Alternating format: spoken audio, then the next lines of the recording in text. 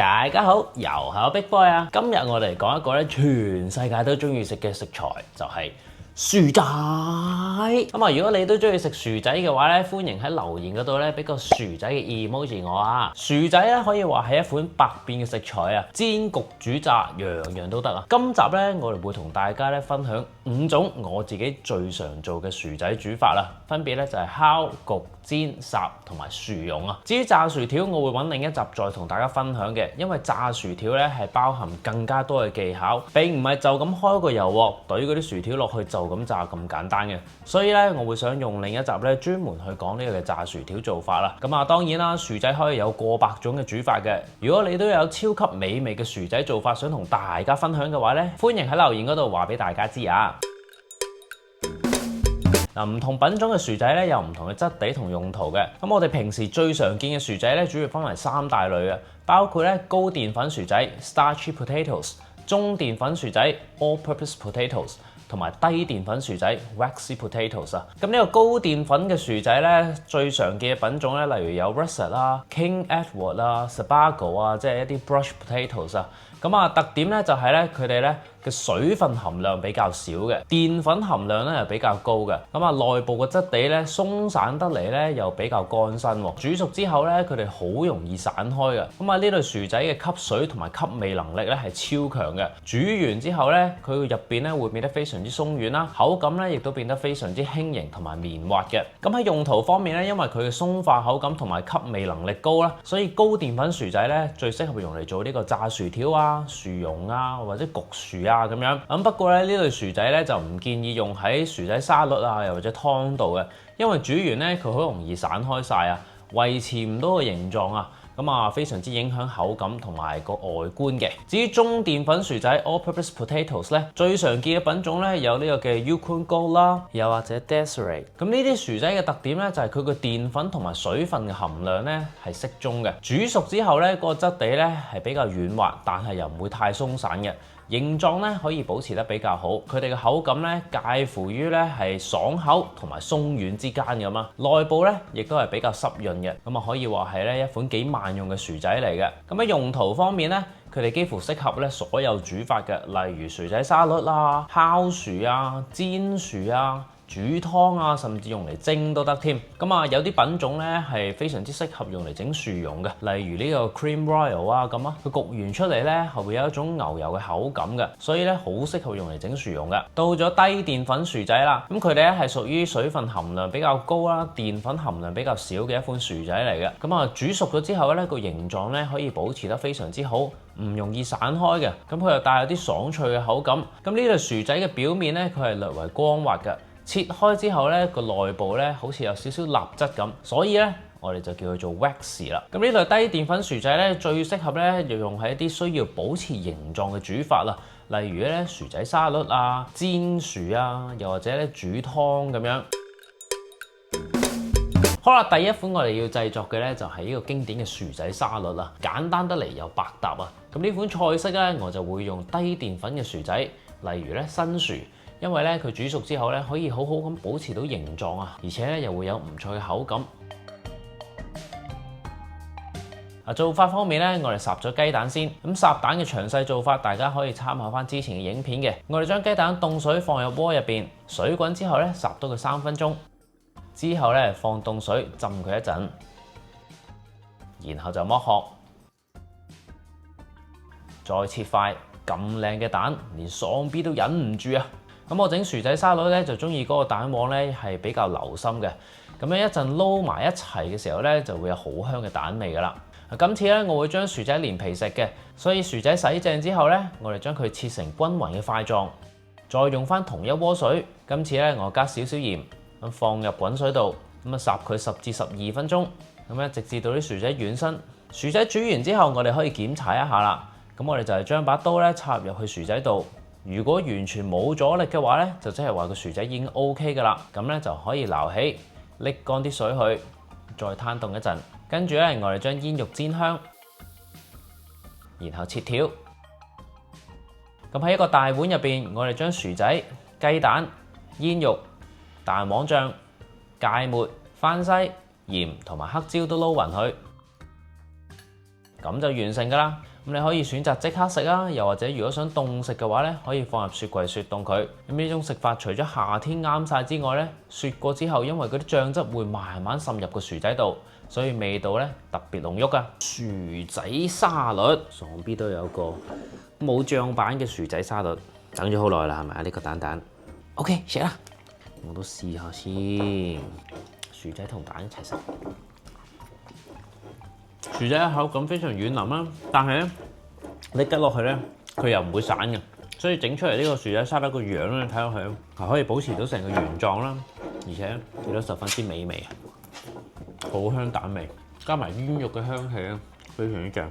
咁如果你想健康啲嘅話咧，可以係撈乳酪 instead of 蛋黃醬嘅，咁樣食起嚟咧就會更加清新啦，好味道係咪？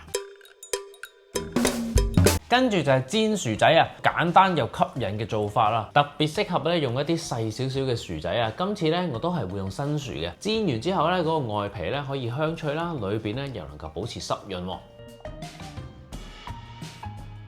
咁已經事先將啲薯仔連皮洗淨㗎啦，然後呢度有煲滾水，我哋落少少鹽，將薯仔放入去，視乎大細啊，將啲薯仔15至20分鐘左右。我哋又係用把刀仔插入去薯仔度，完全冇阻力嘅話，啲薯仔就 OK 啦。跟住就可以撈起晾乾佢。跟住我哋用一個平底鍋將薯仔壓扁佢，我哋就住倒力咁嚟壓，令到嗰啲薯仔仍然係可以黐埋一齊嘅。如果真係有啲散開咗都冇問題嘅，咁用手壓翻埋佢哋一齊，咁就好容易黐翻埋噶啦。然後我哋喺平底鍋入邊加啲牛油同橄欖油，開個中細火。將我哋呢啲薯餅擺晒入去，每面煎佢4至5分鐘左右，煎到佢金黃香脆。咁一路煎嘅時候咧，我哋可以加少少鹽嘅。煎好晒之後，就可以撒啲黑胡椒同埋番西，咁就食得噶啦。最中意嗰啲窿邊位，呢個薯仔咧煎完之後已經擺咗喺度都一段時間。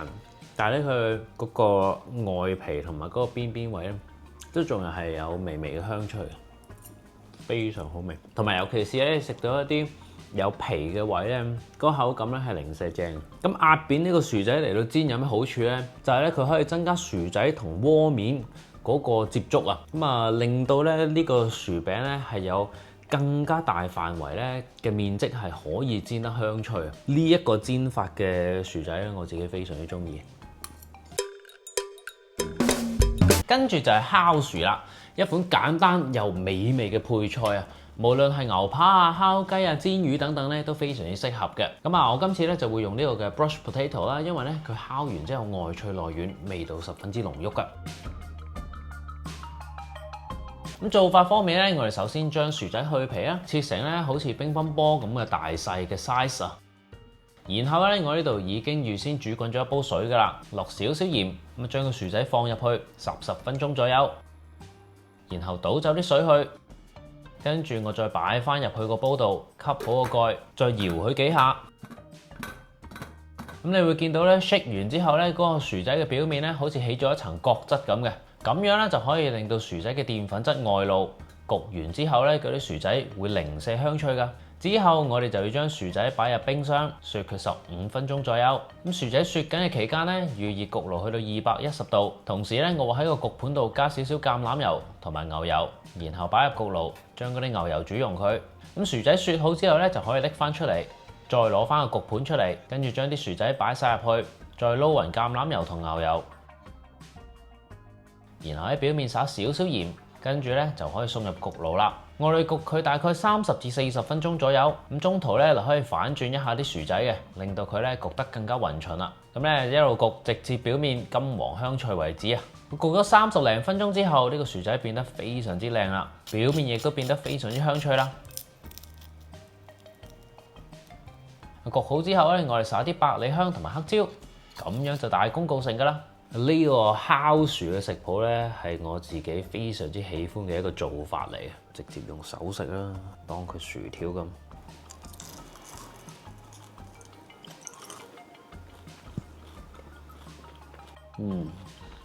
好香，表面亦都非常之脆，跟住佢裏邊咧係有一種軟糯嘅感覺㗎，正宗嘅外脆內軟。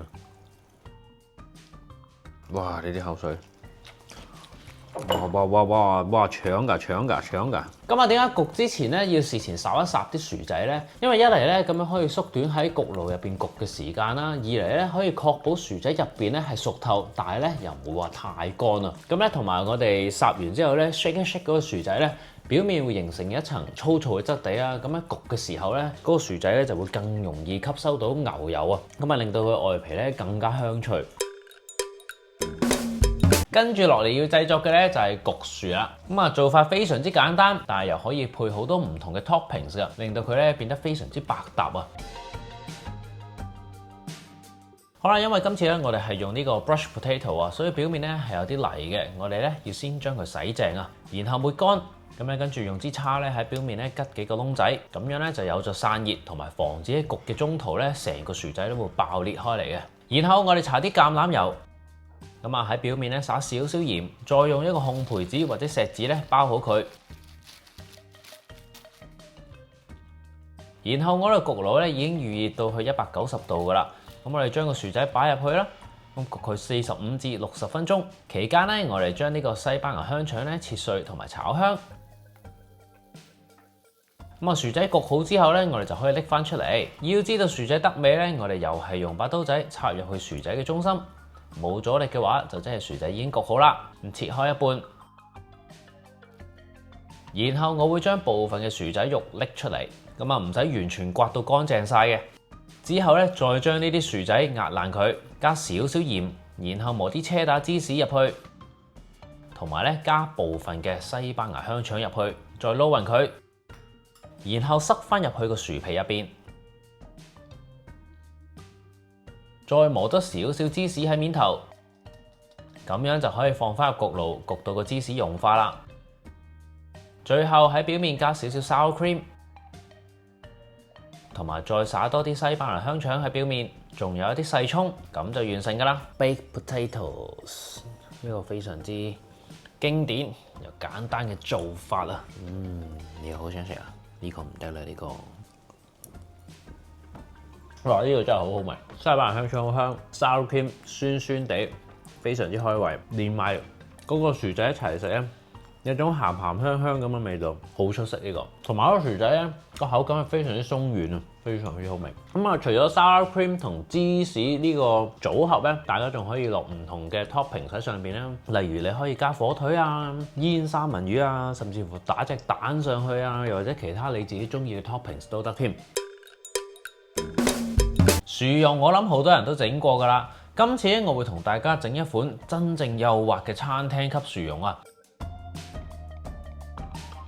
好，首先我哋咧喺烤盤上面放一啲岩鹽啊，然後將薯仔擺上去，咁樣焗嘅時候，底下嗰啲岩鹽就可以慢慢將薯仔嘅水分抽出，焗完出嚟，薯仔就會比較乾身啦。有啲人可能會問，烚薯仔得唔得呢？咁我咧就唔係幾建議嘅，因為咁樣咧會令到薯仔吸入過多嘅水分啊，影響口感啊。同埋焗嘅話咧，我哋可以保留薯仔嘅天然風味同埋鬆軟嘅質地，咁整出嚟嘅薯蓉咧係會零舍好味嘅。好，我哋用165度咧焗佢1個半小時啊。咁當薯仔差唔多熟之前咧，我哋將淡忌廉、牛油同埋鹽啊放入去鍋入邊，再用個細火煮到佢滾起。咁將牛油同忌廉加熱處理咧，可以話係非常重要嘅一個步驟嚟嘅。